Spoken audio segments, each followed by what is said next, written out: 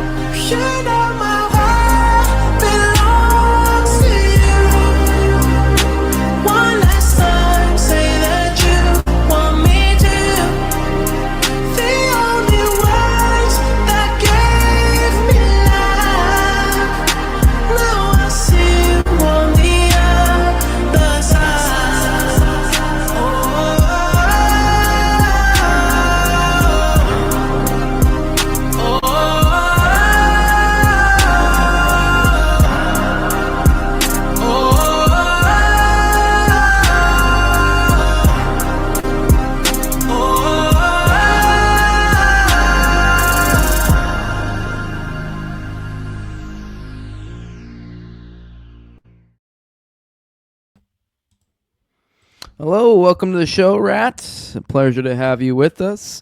You want to take a moment to introduce yourself to my audience? This is the first time I've had the pleasure of talking with you, and I'm assuming for much of my audience, it's probably the first time getting to know you as well.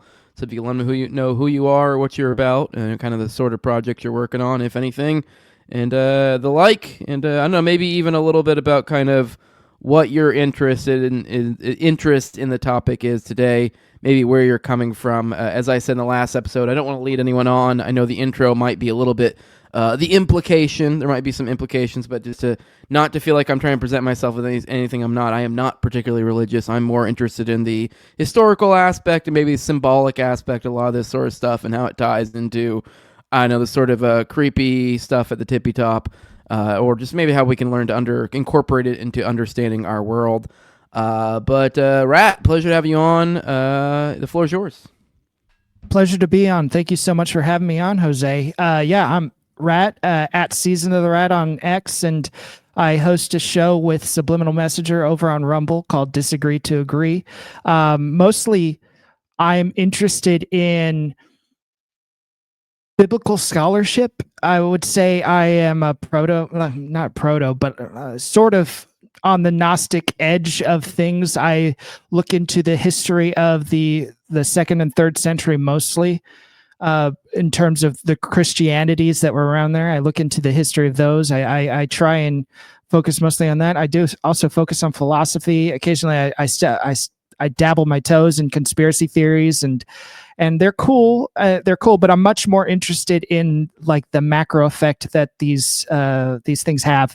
Like recently, me and Subliminal have gotten into this cult of Eris, this Discordian group that introduced chaos essentially to a lot of the people around, and it's very involved in like the LSD culture of the 60s and the 70s and all that. So, if you come over to our show, Disagree to Agree on Rumble, you'll find a lot of various things, usually talking about cults, and me particularly, I'll talk about scripture, and I'll talk about the history behind the Bible and everything that's kind of happened there. It's a big mess, and I love sorting through it.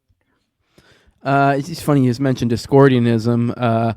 Unless maybe I misunderstood you. I'm pretty sure if I recall correctly, I can't remember that guy's name, the guy who created it, or one of the two people who created it. I think he had some odd connections to Lee Harvey Oswald, so it's a weird world when you get into that sort of stuff. Yeah.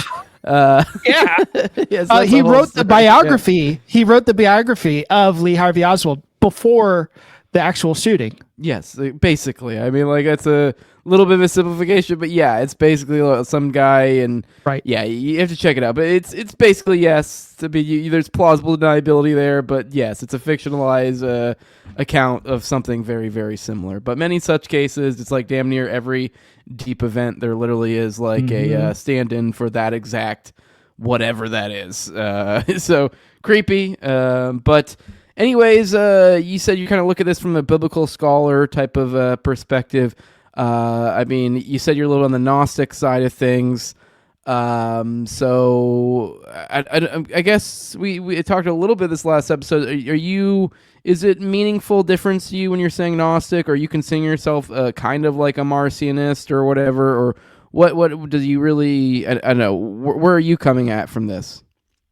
I don't consider myself a Marcionite whatsoever. Mostly because currently there are two factions of Marcionism, which is the Marcionite brand of Christianity, or it is just essentially it's the Marcionite Canon, which was released in the 2nd century, and then the scripture, the practices of the church that evolved from that scripture and that family of Christianity. So that's more of a religious on taking, and I'm not really interested in that. I'm more interested in the historical impact that Marcion had. I'm more Gnostic, and I'm not really afraid of that word as I used to be, because I just am willing to look at things a little bit more deeply. I'm willing to look at the Bible symbolically, I'm willing to look at what is this capital T truth. And that's honestly what I'm searching for. And I think that's what a lot of people are searching for, even if they don't really know what word to put it to it. Okay. All right. So, but you do consider yourself Gnostic. I know there's like different forms. So you're meaning in the religious sense. So I'm just trying to get a beat on where you're coming at from this, because I know there's kind of an odd distinction between Marcionism. I know they both reject the Old Testament. Well, they're not reject it. They do believe that it like exists. There might be different conceptions within it, different, whatever, but they do believe the Old Testament God exists, but that he's not necessarily the good God, essentially, that he might be some sort of evil something or other. I know the cosmology gets a little bit more complicated with, Gnostic, but it's kind of a broad, open term. It's almost a catch-all, so I don't know. You probably could do a whole episode and trying to hammer down on what it is exactly you believe. But I guess they're just trying to establish your connection to Marcionism, but you're kind of coming from a similar. Obviously, I would say many Gnostics would probably attribute the Marcionism as some sort of origin story of their belief system. I would assume in a certain sense, and that this is where it derived from in many ways. Maybe correct me if I'm wrong, but that would be my assumption as a non-Gnostic, that just like this is Marcionism came out of the early, kind of was this a little bit, I guess you could say, obviously it depends on who you believe, whether it's the Christians of today that was the rift, or if that's the real thing. But I would assume many Gnostics, you would look at that as like some sort of early formation of their belief system. Maybe I'm wrong. So it's a little bit more complicated than that. I wish I could say we could all point it back to Marcion, but Marcion released his canon at around the only date that can be securely attached to Marcion is the year 140 AD, and that's roughly around the time that his canon was published and released and sent out and about. Gnosticism, especially like the proto-Gnostics of the end of the 1st century, like the Basilides, Valentinius, and especially the big famous one who I don't even know if he's a real person, but this guy named Simon Magus, who was noted in the Book of Acts that's in the canonical Bible.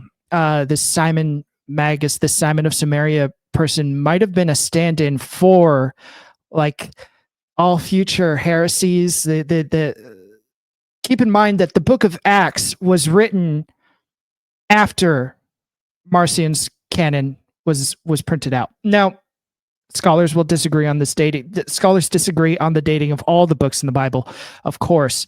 But the Book of Acts, I am I'm fairly confident in saying it was written after Marcion's Canon was published and widely released, and that, along with the edits to the Book of Luke, which was the same source material that Marcion got his gospel from. The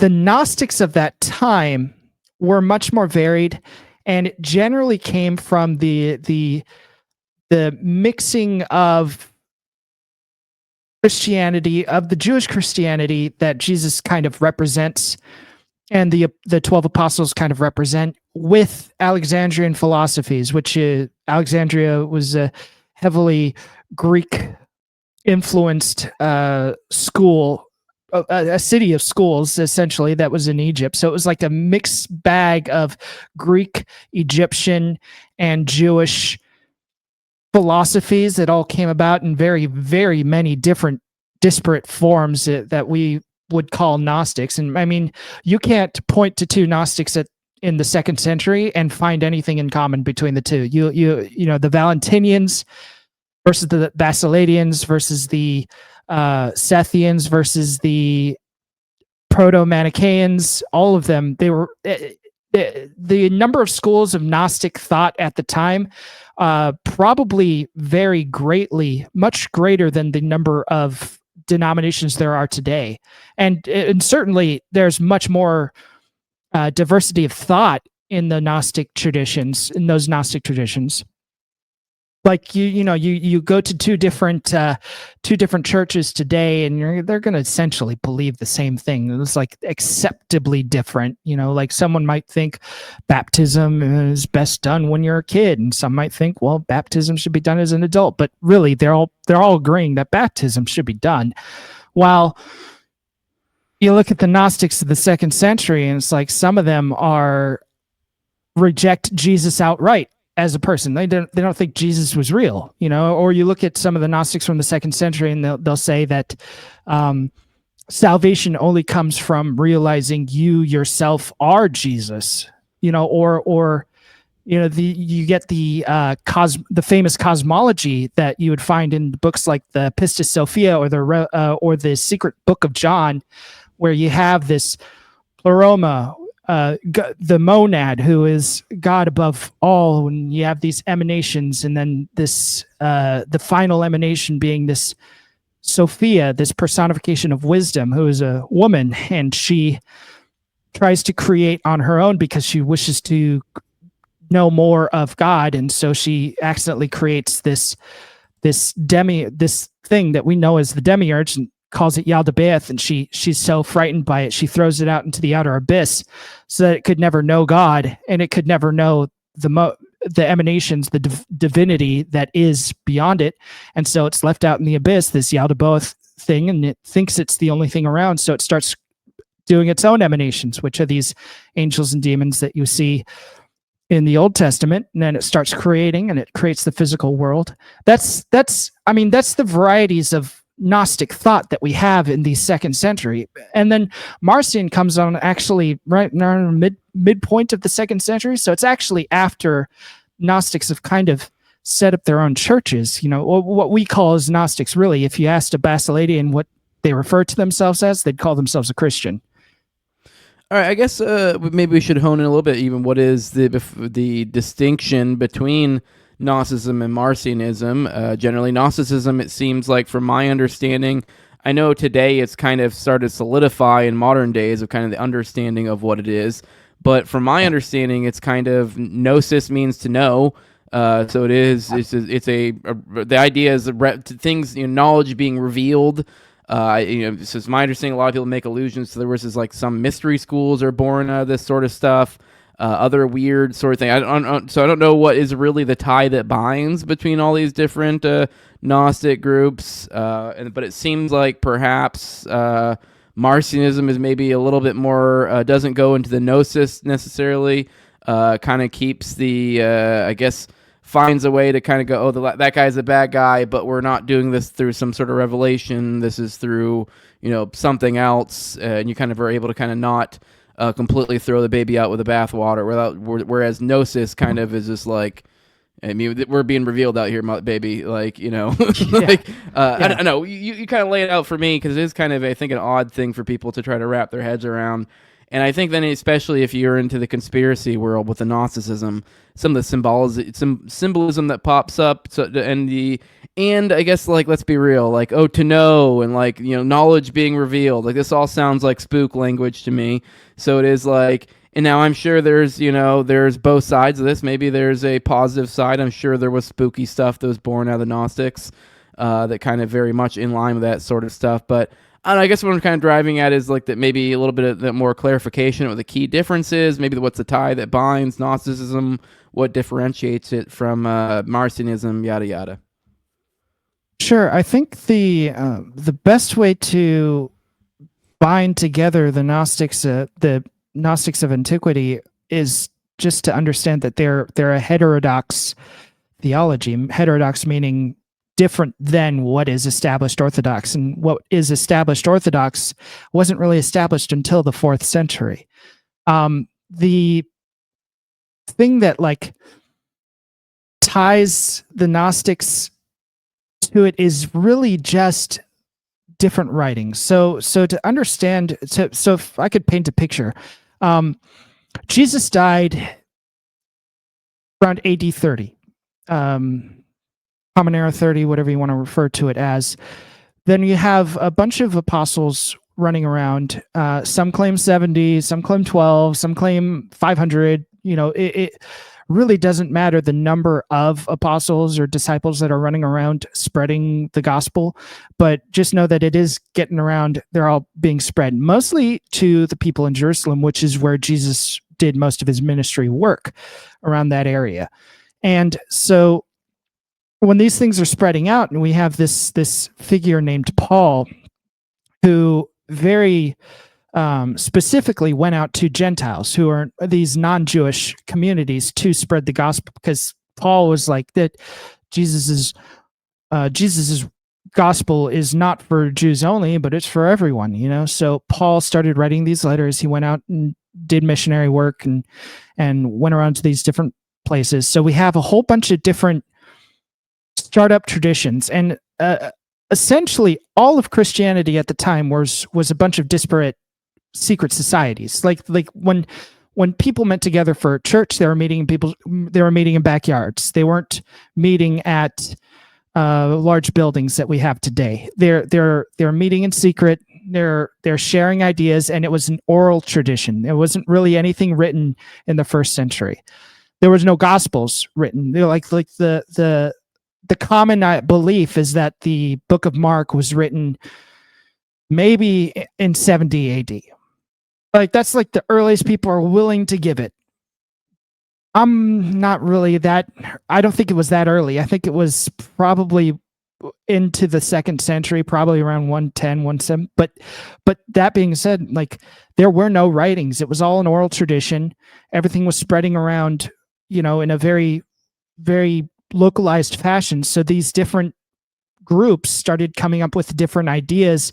And as you can probably assume, like, yeah, I'm going to bring to this religion my background, my cultural background. A lot of them were Jewish, but a lot of them weren't. A lot of them come from Greek schools of philosophy. A lot of them were Hellenists. A lot of them were pagans. You know, they were adapting Christianity into their pagan ideas. And so you get a bunch of different, very, very different churches popping up, very different types of Christianities. And so the only thing that really separates the Gnostic, that binds them together, is the fact that the Jewish Christians really won.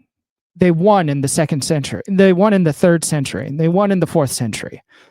Marcion was probably in the 3rd century, but in the 2nd century, he was still building speed. But in the 3rd century, he was probably the only real competitor to true Jewish Christianity, which is a proto-Orthodox church, which is what we have today, the Orthodox idea, which marries the Old Testament with the New Testament and marries Jewish traditions with Christianity.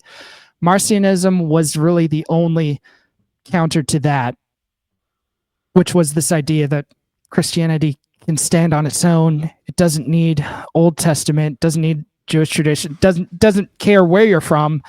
The only thing is this is Christianity. That's it. In fact, Christianity, the term Christianity, could probably be pointed back to Marcion. They weren't really using that term until Marcion made it kind of famous.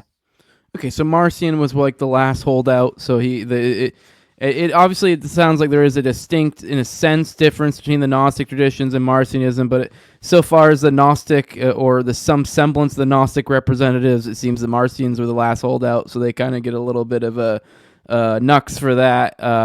But I guess we're here to talk about Marcionism and kind of we're kind of already a little bit leaning into this.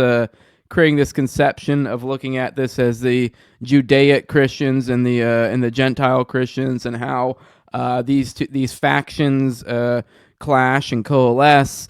And I think that very much is the story of what we're talking about here about Gnosticism and Marcionism, which is kind of the focal point here. But I guess if you want to just kind of wherever you want to start with this, you can kind of take the history, the founding, yada yada. I mean, hell, you could probably go even before that, because I mean, there might even be some interesting thoughts to be had on the idea of, this was a Jewish religion before, and now this, with the inclusion of Jesus, this became a unifying, like, we're bringing the goy into this now. So, yeah.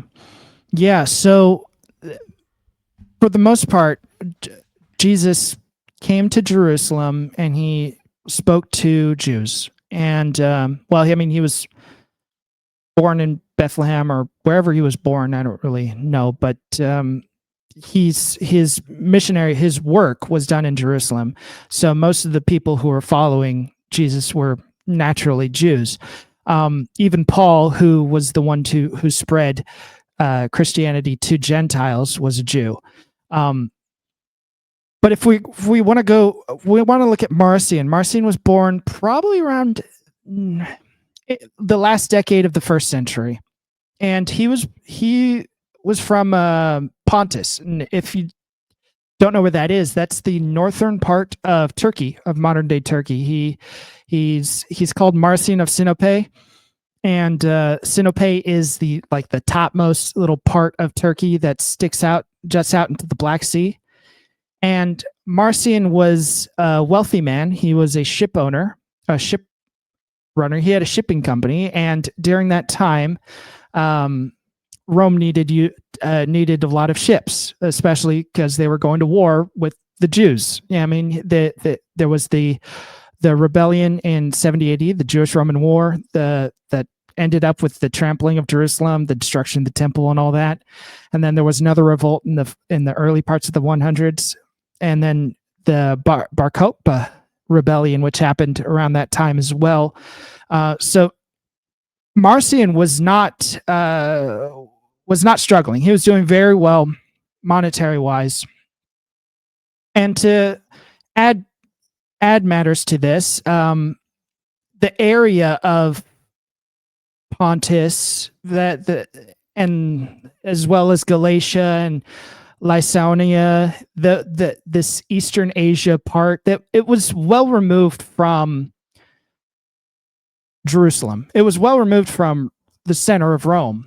There were a lot of Greek-speaking Jews there, but essentially it was like after these rebellions, it became sort of like it became a bad idea to be a Jew, right? I mean, it's like being a Muslim after the 9/11 attacks. I mean, just uncomfortable. So keeping that in mind, Marcion had gotten a hold of, presumably he'd gotten a hold of some letters from Paul, and decided and converted to Christianity. And it was around 140 when he actually moved to Rome. And his idea of Christianity had been formulating in Pontus, separated from Jerusalem. And when he moved into Rome proper, he ran into a lot of Jewish Christians.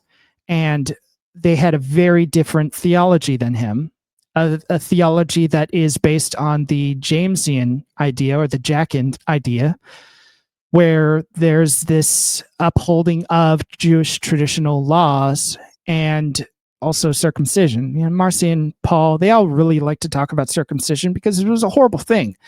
And they tried to get people to stop doing that. And they tried to get people to stop following the Jewish law because it leads to that. It also leads to a whole bunch of other things, but we won't get into that. So he moved to Rome. He gave a whole bunch of money to the church. He donated a whole bunch of money to the church in Rome. And he stayed there for about 5 years. And this is assumed the time that he collected a bunch of the letters and kind of got his theology together and kind of came up with this idea of a New Testament, something that could clearly delineate Christianity from Judaism. And so he got this, and then he presented his ideas to the church in Rome, and they decided that he was a bad guy. Really bad guy. They hated him. He was like the first person to ever really be excommunicated from the Christian church. And they excommunicated him so hard, they gave him all his money back. And mind you, this was a gigantic donation. So they gave him all his money back, kicked him out. And Marcion didn't stop there. He decided he's going to keep going around and building up his own churches. Since he runs a shipping company, he can do that very efficiently, very effectively, much better than the Jews in Rome.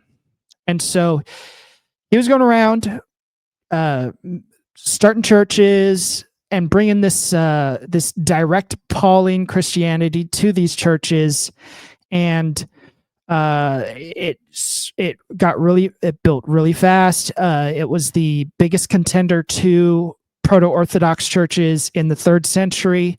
At some points, it might have been even bigger than Proto-Orthodox church. And that's where Marcionism kind of had its legs. And then in the 4th century, it kind of got all smashed away because Theodosius and what's his name? Augustine converted to Christianity, like Orthodox Christianity. And they figured out with the Nicene Creed and the meeting in meeting in Nicene, they figured out how to put a stop to all these other different types of Christianity. You're telling me the Jews won again by appealing to state power? Is that what you're telling me? That's what I'm hearing. History. Yeah, that is. Although it's like, I guess, Christianity, but if you look at it from depends on how you look at it, I guess. Now, I did think one question that's come to mind with this Marcionism and kind of including Gnosticism into this, and kind of you mentioned how the obviously some of these, and even with Christianity, the just normal Christianity, there was this, this Jewish or Gentile divide, and that was also present in, I would assume, things like Marcionism and also in Gnosticism. You're like you were mentioning before about a lot of these people came from Jewish traditions as well. So I'm just kind of curious on like, what are your thoughts on that dynamic, where it's like, I don't know, especially maybe in the Gnostic world, there's so many different splinter ideations where it is obviously not necessarily being Jewish would make it subterfuge or change its perspective, but it would make it more amenable to the Old Testament version, or maybe, I don't know, maybe I'm reaching here, but I'm kind of curious, is there some sort of interesting dynamic there, maybe almost subversive in a certain sense to the ultimate goal? Like, what are your thoughts on that dynamic I'm kind of pointing to? Okay, so so Jesus brought himself to Jerusalem, and the Jews kind of the Jewish converts picked up on it, and they really wanted to implement their own traditions to Christianity. So they found a way to do it, and they wrote books that made it easier to do so. Made Jesus say things like, "Not a tittle of the law will pass away," and all that stuff. All things that are unverifiable. Right? These things that are written in the canonical Bible, they're unverifiable things that Jesus said. That also being said, imagine bringing to now Alexandria, which is the home of Gnosticism, also the home of Alexandrian philosophies, Greek philosophy, Egyptian philosophy. Now imagine bringing the Old Testament to Alexandria in Egypt, where there's a huge story in the Torah about how the God of the Jews sent a whole bunch of plagues into Egypt and killed a whole bunch of kids in Egypt and just demolished Egypt as they knew it back then, just to take these people out of Egypt. And so these Alexandrians, these Egyptians, read that and were like, "Oh, this dude's kind of shit. This is a piece of shit. This dude's kind of fucked up." And they're like, "Wait. We have a deity. And his color is red, which happens to be the color that you guys turned the sea. You guys turned the sea red. We have a deity whose color is red, and he also does plagues and kills firstborns and all that stuff. And his name is Seth. His name is Set or Seth, And so this idea of Satan actually comes from Set. I mean, that's the name. And so Alexandrian Egyptians read that and were like, well, yeah, you guys are a little bit messed up, but Jesus is cool. And Jesus is even talking about how no one knew the Father before him, like no one knew of God, not even those in the past, not even the prophets. And, so they're like, well, if Jesus is talking about some greater truth than Judaism, then obviously there's a greater truth than Judaism. And so they married Jesus' ideas into Alexandrian philosophies. You get Sethianism, Greek philosophies, you get Basilidianism or Valentinianism. So you get a whole bunch of these different philosophies that come about because they all realize that the Jewish God kind of sucks. And, for the Christians in your audience, I mean, you really don't need to go much further than the Bible to realize that's the case. You really don't. Wasn't it one of Joshua's crusades? I believe they literally, I'm sure there'll be some Christian upset in the comments, but I'm pretty sure they literally killed everybody, and then God told them to keep the animals and essentially any of the clean women, the women that are pure or whatever. And if you kind of get into the weeds of what that means they literally would have had to go woman by woman, check her hymen, because that was how the understanding of that time was. And if it was broken, they would murder her. So this is the sort of, and this many times. I mean, Joshua went on multiple crusades. I know some people today go, oh, they're Nephilim, or come up with some crazy reason to be like how it was okay. But it's like, I don't know. That sounds kind of like rampant mass slaughter to me. But who am I? I'm not God. Right. Because God is sovereign. He's allowed to tell you to commit genocide. It's fine if he says it. Yeah. Like Saul was told to commit genocide. He was told to kill every man, woman, and child, all the beasts of the field, and all just wipe everything clean. Right? Saul didn't do that, and Saul is a bad guy because he didn't do that. So that's what the Old Testament tells you, and of course, you look at the New Testament. It says Jesus says, "Love your enemy." So there must be some sort of problem here, right? And then, of course, one of the most famous Marcion claims, and he wrote the Antithesis, which is pretty much just a bunch of comparisons between Old Testament God and Jesus. One of his favorites is Elisha. This story of Elisha. He'd just been appointed to be the prophet by Elijah, who was taken who knows where. And he comes across a group of kids. And mind you, the Bible says that these are a group of kids. And the wording used specifically is like kids ages like 5 to 12. Like these are kids, middle schoolers, they're not smart, just kids. And these kids know that Elijah went up to heaven, and so they pick on Elisha because Elijah was the big prophet, and this new guy, he's bald, and so they say, "Go up, Baldy, go up," making fun of him, which is pretty funny.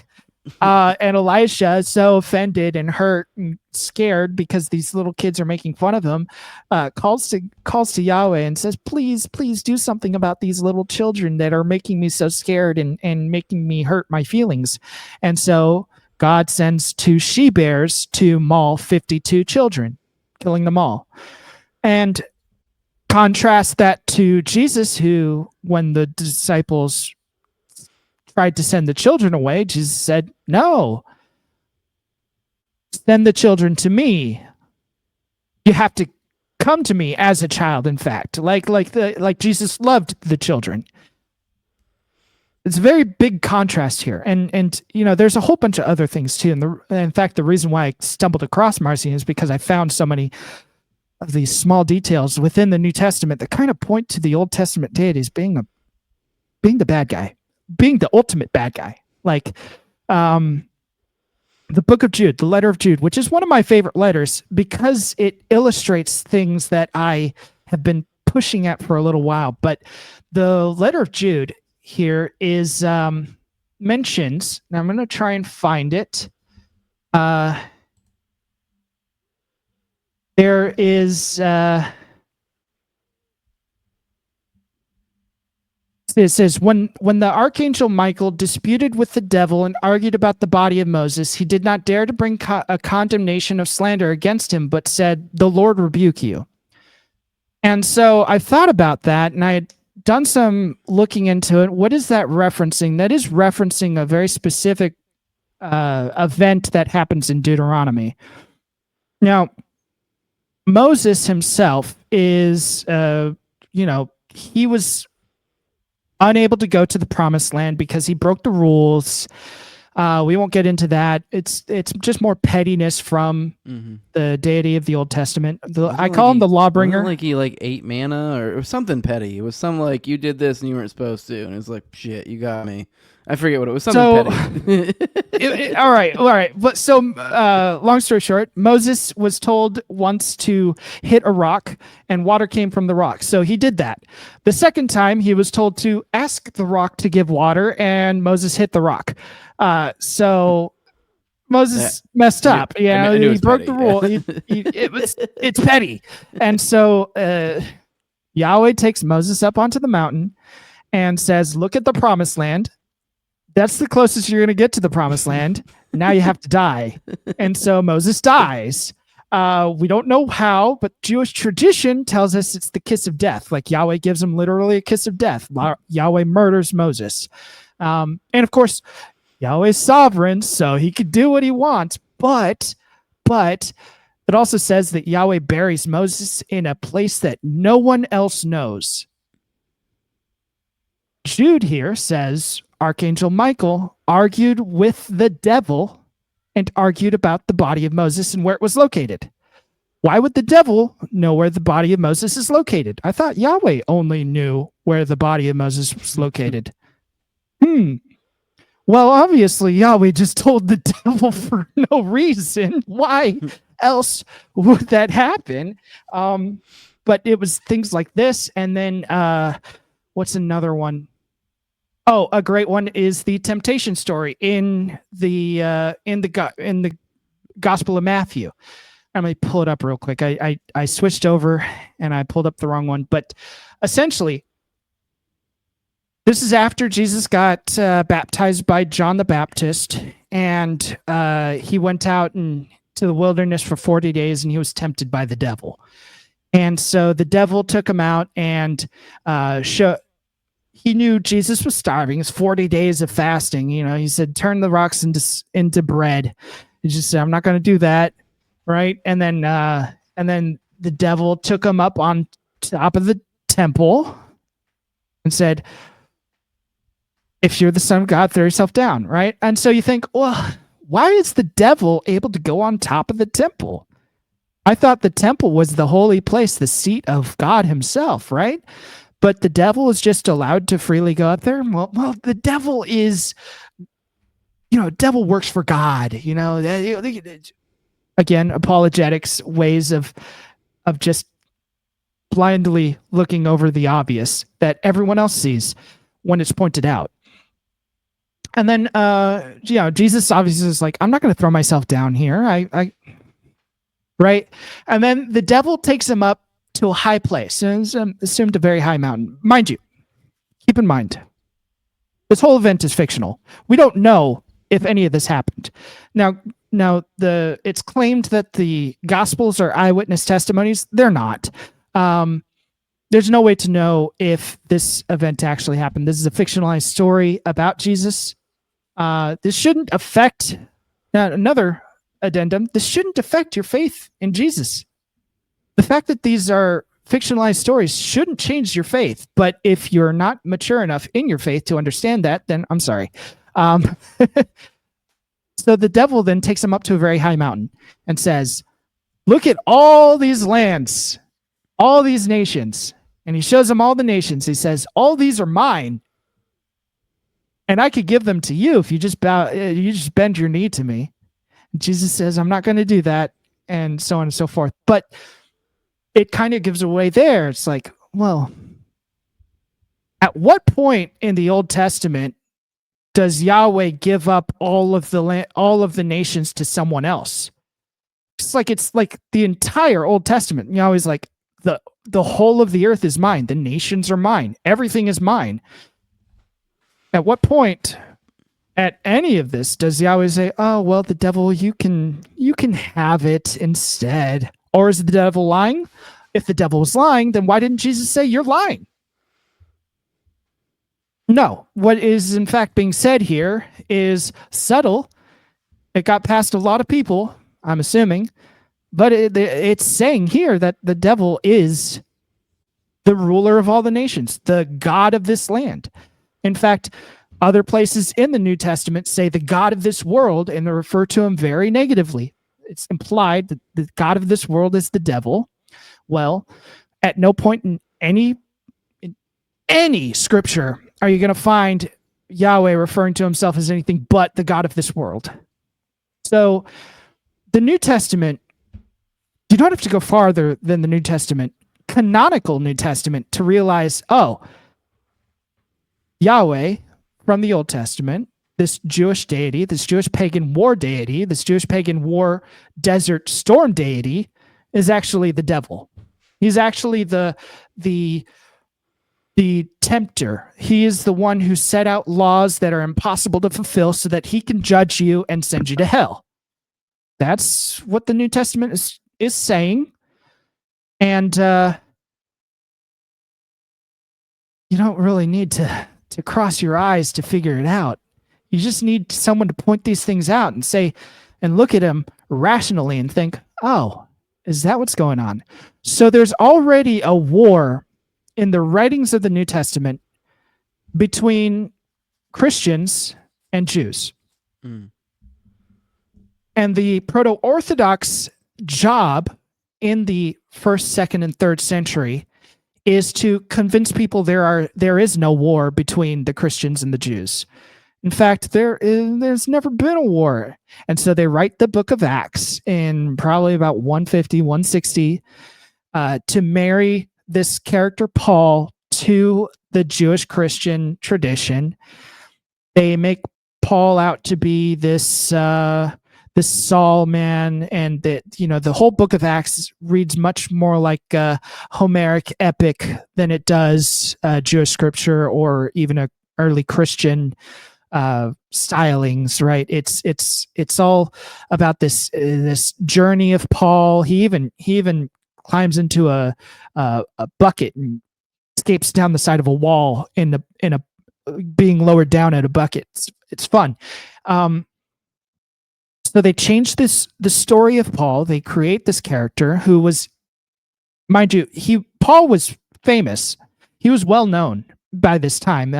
I take more stance that there was a snowball of doctrine that came about because Paul wrote a lot of these letters in the 40s through 55, which is when he died. And So he was sending out these letters to a bunch of churches, and these churches were rewriting them and reprinting them and sending them out to different people. So Paul got around, and it wasn't until Marcion kind of compiled it all together and presented the New Testament that the proto-Orthodox were like, okay, we need to deal with this. So they wrote Acts to make Paul a flawed person, and then they rewrote all of the letters that Paul wrote and added a few more in order to make his ideas marry better with proto-Orthodox views, this Judeo-Christian idea. Okay, well, also kind of one thing I was kind of driving at is kind of even further going down that like faction within factions within factions. I was kind of curious, maybe there's nothing there. The dynamic of like within these, ones that have forsaken the Judaic God, essentially the Judaic components that have come around to them. Were there? I'm assuming there were probably splits there, where maybe they found ways to try to pull it a little bit back more toward tradition or whatever. Was there something along those lines, or am I reaching there? Because I could kind of see perhaps a dabbling of certain demographics getting mixed into that, and maybe some interesting mixes there, perhaps. Kind of similar to how we were getting at with, I guess, Christianity, and how they kind of won over there by appealing to the state. Maybe they kind of infiltrated some of the ones who, or forsook, which kind of was kind of a little bit what I was driving at earlier, were some of the weird, spooky elements out there that you can kind of get into with...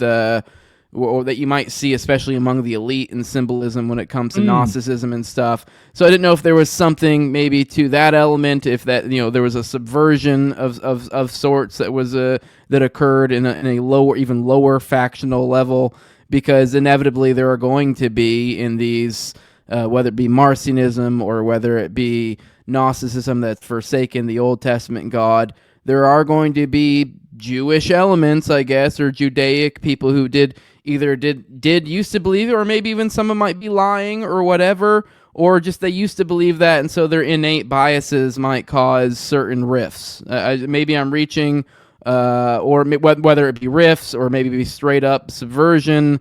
I don't know. Was there any? Am I reaching there? Did you see anything along those lines? I'm just kind of curious. Like within Gnostic Christian traditions, or within more Judeo-Christian traditions? Well, like I'm talking. Or I guess maybe I'm not. I don't have the language. When you say proto-Orthodox, are you meaning like that's not the Marcionisms? Is that? Are you talking? No. No, that's so like the early versions early of Catholic, the Catholics. Yeah. Okay. Yeah. What I'm talking about is the Gnostics, the Marcionisms, the ones who have essentially said, essentially don't jive with the Old Testament God. Like within those elements, there's obviously going to be people who used to believe that, used to believe in the Judaic God, that have come over into that line of thinking. Now, I was just kind of curious, were there interesting factions within those groups that have occurred from that dynamic, where there almost becomes this Gentile-Jewish divide within that in and of itself, on a lower level, I guess? I'll be honest. I wish I could have looked into that more. A lot of the problem with a lot of these Gnostic traditions is when you look into them, you run into a lot of brick walls. The fact that most of their writings have been burned, or their churches have been crumbled, or their congregations have been scattered. The traditions that we get are very, very broken up, and we have the pleasure of having these late 2nd century and 3rd century heresiologists, these people whose whole job is to point out heresies and to tear them down. We have the pleasure of relying on these very biased works to give us an illustration of what they believed, what these Gnostic traditions believed. We have Irenaeus, who wrote a whole bunch against heresies, and then we have the anonymous author of Against All Heresies. We have Tertullian in the 2nd century. We have Origen, who wrote against a bunch of heresies, who was also himself called a heretic, but then later they were like, all right, never mind, he's okay now. Adamantius, which was the name given to this author who wrote a whole polemic against different types of Gnosticism at the time. And we don't really have the Gnostics' writings. We have quotes of the Gnostics' writings in heresiologist texts, which is how the Marcionite, this New Testament, the Marcionite New Testament came about, which it was reconstructed entirely from quotations because he caused such a stir. People hated him so much they wrote out his almost everything in his New Testament. They wrote it all out and were like, this guy sucks and this is why. Look at this. He's a bad dude, right? And so we have access to those writings that are writings about Marcion. Same way we have access to writings about Gnostic traditions. So without the Nag Hammadi corpus, the Nag Hammadi library, which is a whole bunch of different writings from these Gnostic traditions, without the Nag Hammadi, we would actually have nearly no access to their actual thoughts, their actual ideologies, their actual theologies. That also being said, going back to your question, I almost feel like there was no need. Maybe there was an attempt at Jewish subterfuge, which we always to be clear, I kind of left an out too of like maybe not even necessarily subterfuge. I could just see innate biases, making a play there as well. But go on. Yeah, well, I mean, playing on that idea, it's almost as if it didn't matter because the whole traditions, these whole families of Christianities were demolished and wiped out by the end of the 3rd century and going into the 4th century. They're no longer a thing. So without an Orthodox church, without this Catholic Church, without this singular institution kind of taking up the entirety of Christianity, it could be that the diversity was the way to go in terms of preventing all sorts of these breakups. Because, I mean, if your intent is to undermine a group of people, you can do it if they're all one group of people. But if they're thousands of different groups of people, it's a little bit trickier, I mean, I imagine from the perspective of some sort of cabal or, some sort of insidious actors, you're going to have a lot more trouble influencing vast amount of groups than you are if you get every group into one umbrella. If you get all of them to come to the Nicene table and agree on a specific thing, like this is how we're going to go about it from now on, you get them all in, and then you got free access to everyone. But until then, you don't really have access to them. And that also leads into another little point. I mean, we can see that it wasn't one group of Jewish Christians, right? It wasn't one group of these proto-Orthodox people, right? It was more than one group because we have 4 different gospels and there are 4 different interpretations of the events that happened to Jesus. And we have a bunch of different letters that don't necessarily agree on all sorts of things. In fact, I could go back to Jude, the letter of Jude, which I have theorized that Jude is calling Paul directly a homo and is referring to the Pauline crowd. That is unproven, unprovable, but I feel like I have a strong case for it. So Jude's calling Paul a homo, and and this is in the 1st century. The apostles themselves don't even get along with each other, and they're all Jewish Christians. So looking at the canonical Bible, we have 4 different gospels. They were not written by the same author. They were written they were written between the 1st and 2nd century. They were finalized within the 2nd century, edited and all that stuff. So you have 4 different Jewish Christian traditions. And John, the book of John, is much more Gnostic than the other three, but the other three are quote unquote biographical. I don't know why I do quote unquote and do air quotes, but they're different groups of these proto-Orthodox Christians that came together at the Nicene Creed in Nicaea, and they came to a conclusion like, this is how we can marry all of these ideas together and kick out all the folks that are saying that my God is bad. It's like it was a multi-purpose committee, and one of those purposes was to get all the Jews together, kick out all the non-Jews or the people who don't play along, and then get the emperor to give us the okay to make it a state religion. And then Theodosius later on finalized it and put it into action.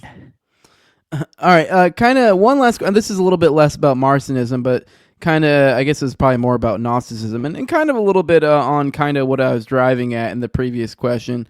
I just kind of want to get your thoughts, and kind of what I've teased at a little bit is I've noticed from some of the conspiracy stuff I've dug into, kind of like peeking behind the veil of like the weirdness when you get into like, am I seeing the weird elite pedophile, satanic, whatever the fuck? Like, once you start getting into that realm, sometimes Gnostic symbolism does seem to rear its head for some weird reason.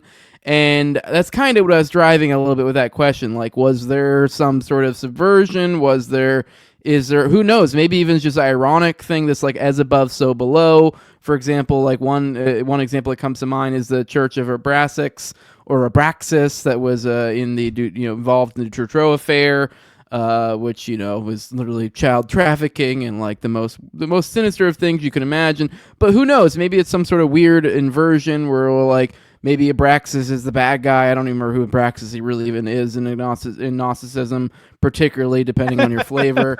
But my point being, who knows? Maybe this is their reversal of it. Their way, like, oh, we are worshiping the bad guy, but we're going to look at it through the lens of these people who tried to break away from us. And there's so many different ways that you could conceptualize why this would peak out. I mean, hell, it is this like skin suit, like you see with cargo cults, where they take the same thing, and the same thing sometimes you'll even see similar things with they might use Greek or Roman god motifs, and it's the same concept. Like it may not necessarily be through the lens of Gnosticism. You do see this lots of different times present itself in different weird conspiracies or whatever, where this sort of symbolism peeks through this religious overtones, and it may sometimes be directly of clearly Gnostic influence. So I'm just kind of curious, what are your thoughts on that? Just kind of, is that, do you think, there are so many different branches of it, so that's kind of what I was driving with that question. Perhaps this is some sort of outgrowth of some sinister parts, or maybe this is just they're playing with symbolism, dabbling, kind of pulling from all over the place, kind of, I guess, a bit of a cultural appropriation from our satanic elite. Yeah, so I like satanic elite as a term because when presented in this way, it kind of makes a lot of sense. But Satan, as we know it, is the god of this world. And according to the New Testament, right, Satan is the god of this world, lowercase g. And Gnosticism is gnosis means knowledge. It's just the Greek word for knowledge. Demiurge means creator. It's just the Greek word for creator.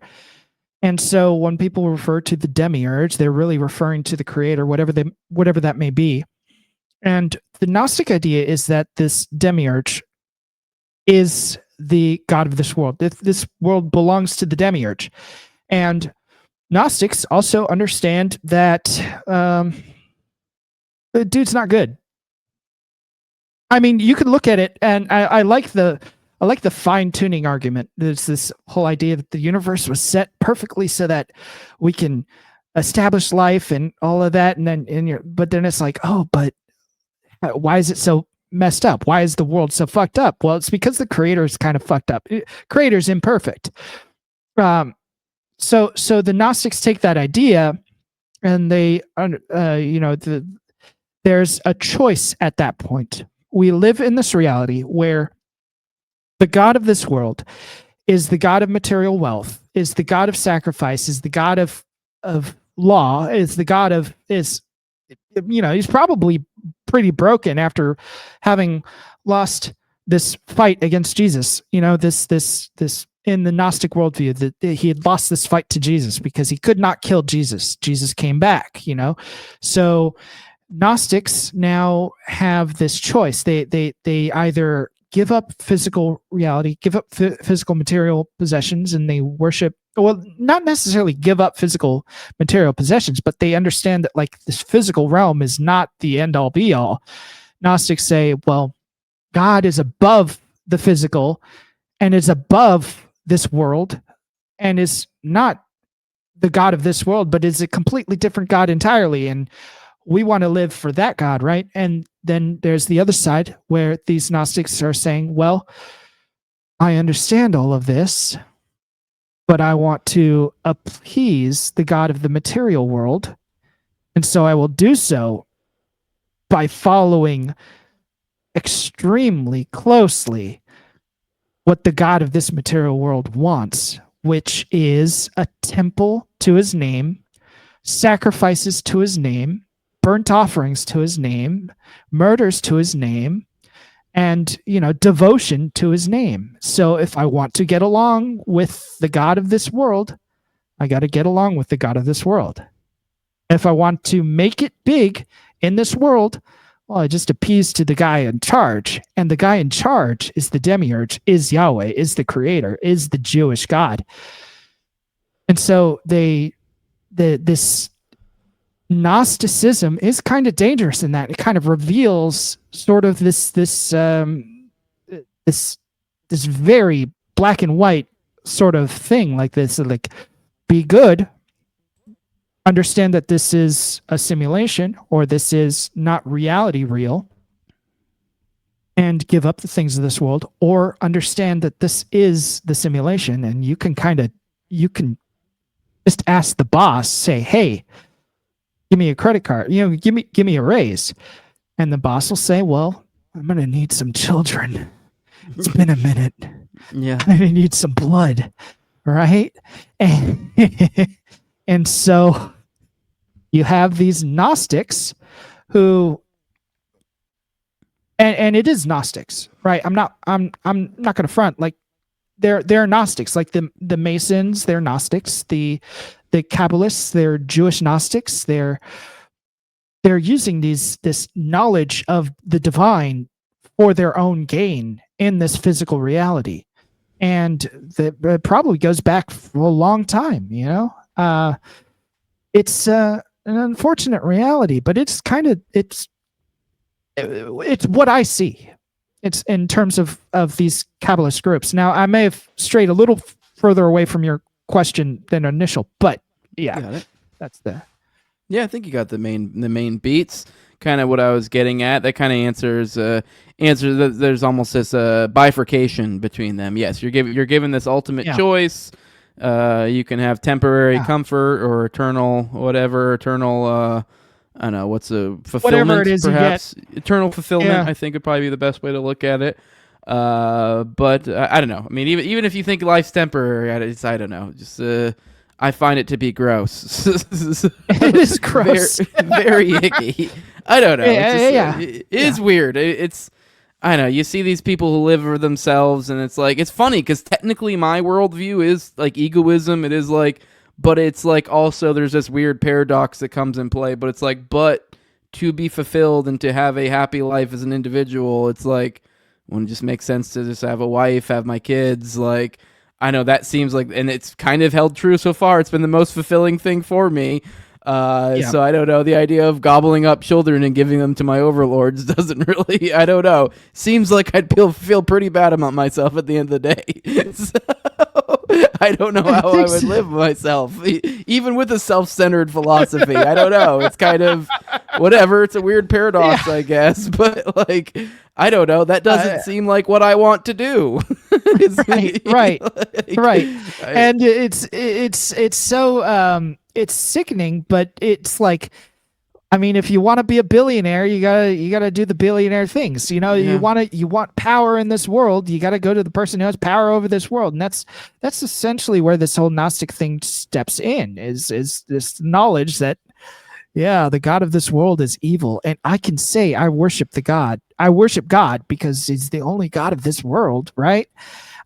So all of these billionaires can get away going to church knowing that they're worshiping Yahweh. And unfortunately, most of the people in church don't understand who they're worshiping because they are never pointed out these things that I see as obvious. But a lot of it's very easy to apologetics your way out of seeing these obvious things. Now, Marcion himself came to this conclusion by taking a literal reading of the Old Testament. And that's kind of how I came to the conclusion. I found Marcion after I found out these things. Marcion himself said that he was talking when in talking about Jews. Now, mind you, this is after 3 failed rebellions. You got the Jewish-Roman War, I forget what the second one is, in the early 2nd century, and then the Bar Kokhba in the middle of the 2nd century. You have these 3 Jewish wars, and and Marcion's just like, they're just doing the thing that their God tells them to do. I mean, they've always done it. Look at their scriptures. They're just a warring nation. And then he also said, but their God is the God of this world, so it makes sense that they're going to win out in the end. So why are we associating with that? We as Christians should just remove ourselves from that, not be violent, not participate in any of whatever that is, and just have our own thing. But even Marcion himself was like, yeah, the Jews kind of got a leg up on us in terms of who runs this whole thing. Yeah. All right. Well, I appreciate having you on today. Let people know where they can find you at, and if you have any final thoughts, anything you really want to talk about, any questions that you felt like we should have addressed today, you can hit that now as well. But floor is yours. Yeah. So Marcion is deeply fascinating, and unfortunately we didn't get really into how much his existence breaks up the entire history of biblical scholarship. But just know that because of and you could look up modern scholarship. I can't go too deep into it right now, we're running out of time. But Marcion's edition of the New Testament came with the Book of Luke and 10 letters from Paul. Those are all written before those are all forms of those books prior to canonical Bible. So whatever we have in the Bible, he has an earlier version of them. The Bible that we have is an edited version of those letters and the Book of Luke, or the Evangelion, which is what Marcion called it, or the Gospel. So because of that, all scholarship on Paul is wrong.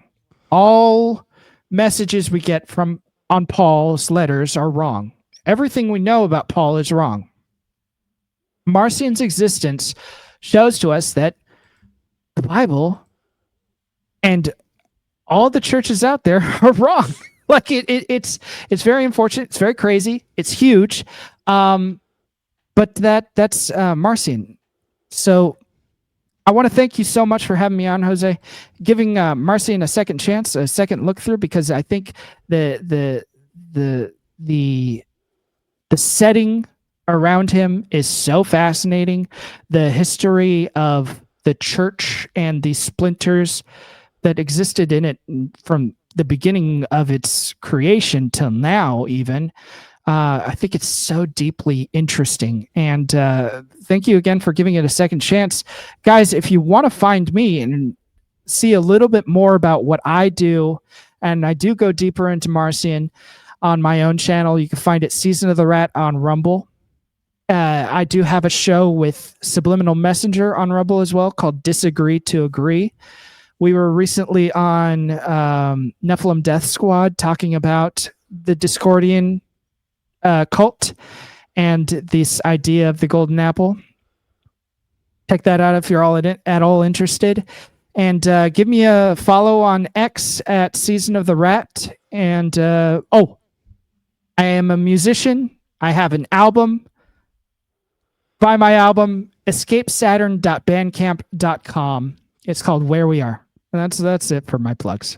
Awesome. Appreciate you coming on. For those who want to support what I'm doing, leave a like, share, subscribe, comment, leave a 5-star review on iTunes or Spotify. You can find the show on YouTube, Rumble, all the major audio podcatchers, and Twitter as well, at Tower Gang Jose. You can find this on...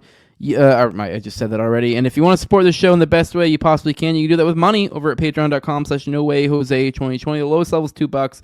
That's where you get access to a whole host of perks. You get access to early episodes. I try to do about 1 to 2 of those per week. One's just like this. This is a paywalled episode.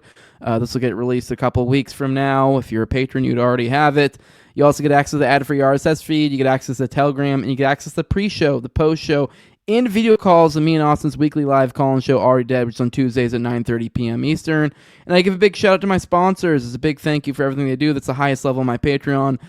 Big thank you to my previous co-host on Tower Gang, at Learner Toad, also at Abrogate D's, at ZOVRCK, at _ Zeal, Tim Tuttle, at Jolly Klebold, big fan of the show, Torn May, at Wayne Tacos, Wonder Hair Car for Kids, No Free Lunch, Jack, Mark Vestibule, Jacob Winograd of the Biblical Anarchy Podcast. And with that, guys, we're out of here. Love you all. We'll see you on the next one. Bye.